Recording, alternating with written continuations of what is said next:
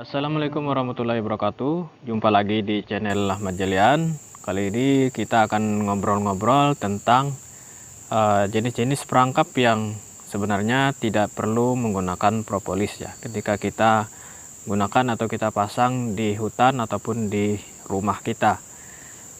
Di antaranya itu perangkap yang terbuat dari log kayu ataupun perangkap yang terbuat dari kotak papan yang kita bentuk seperti kotak, ataupun perangkap yang menggunakan bambu.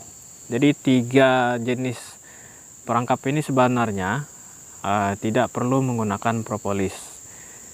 Kalau ada, boleh digunakan propolis sebagai tambahan untuk memancing kelulutnya.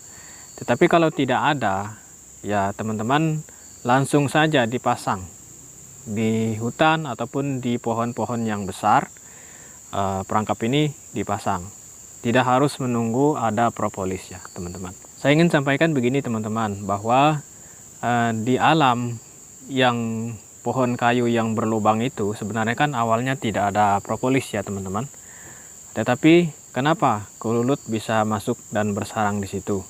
Sebenarnya mereka bukan karena adanya propolis atau tidak, tetapi karena memang mereka itu membutuhkan yang namanya lubang atau rongga untuk mereka bersarang.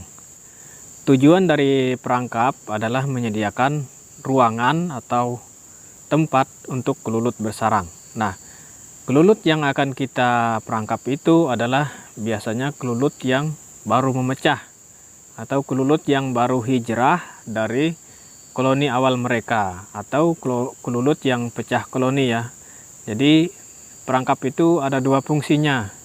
Yang pertama, menyiapkan tempat untuk koloni kelulut yang baru pecah. Kemudian yang kedua, misalkan koloni kelulut yang ada di sarangnya itu pindah atau hijrah. Atau penyebabnya bisa jadi karena misalnya sarangnya di sana rusak, mereka mencari tempat baru dan akhirnya menemukan perangkap kita untuk tempat mereka bersarang. Jadi intinya perangkap itu tidak bisa memindahkan koloni kelulut yang sudah ada. Misalkan kita pasang perangkap di dekat koloni yang ada di batang pohon dengan harapan memindahkan koloni yang dari batang pohon itu, ya itu tidak mungkin ya teman-teman, karena mereka sudah betah dan bersarang di dalam situ, kecuali kita menunggu mereka memecah koloni. Nah, itulah gunanya kita pasang perangkap di sekitaran yang ada koloni kelulutnya. Nah, jadi itu ya teman-teman fungsi daripada perangkap ya. Jadi perangkap itu bisa kita pasang di mana saja, bisa di rumah, bisa di hutan. Dan saran saya pasang juga perangkap di kawasan peternakan ya. Seperti di sini teman-teman, saya banyak pasang perangkap. Ada yang perangkap dari bambu, ada juga dari log, ada juga dari kotak papan ya. Jadi tetapi semuanya belum ada yang masuk teman-teman. Kemarin malah masuk stup lebah apis carana. Nah, jadi pada intinya sebenarnya perangkap itu memang tidak harus ya menggunakan propolis. Tetapi kalau ada, boleh digunakan dan memang ada buktinya. Saya sendiri membuktikan bahwa perangkap yang menggunakan propolis lebih cepat ditemukan oleh kelulut. Tetapi tidak bisa menjamin ya teman-teman apakah memang yang ada propolisnya bisa dihuni oleh kelulut. Karena kita tidak bisa tahu kapan mereka akan memecah koloni, kapan mereka akan membagi koloninya. Nah, kita tidak bisa menebak ya teman-teman.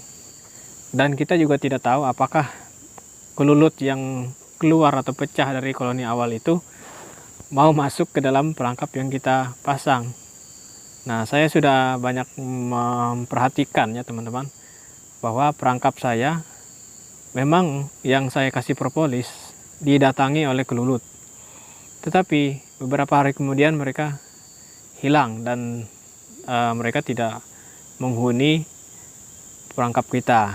Nah, ketika mereka akan menghuni, yaitu karena mereka sudah memecah koloni atau membuat koloni baru dan mencari tempat dan keberuntungan yang menentukan kita mendapatkan koloni kelulut dengan menggunakan perangkap. Perangkap ini juga tidak bisa menentukan jenis kelulut yang akan kita dapat. Nah, itu kelemahannya. Jadi jenis kelulut yang misalnya kita ingin itama, ya tidak bisa dipastikan ya teman-teman, walaupun kita pasang di atas ataupun kita pasang di bawah, kadang juga dapat itama. Contoh ya, dulu saya pasang perangkap botol di sudut rumah.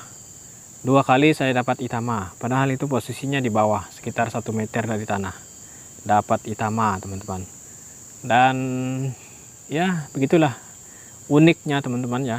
Jadi membudidayakan kelulut atau merangkap kelulut ini tidak semerta-merta kita bisa langsung dapat.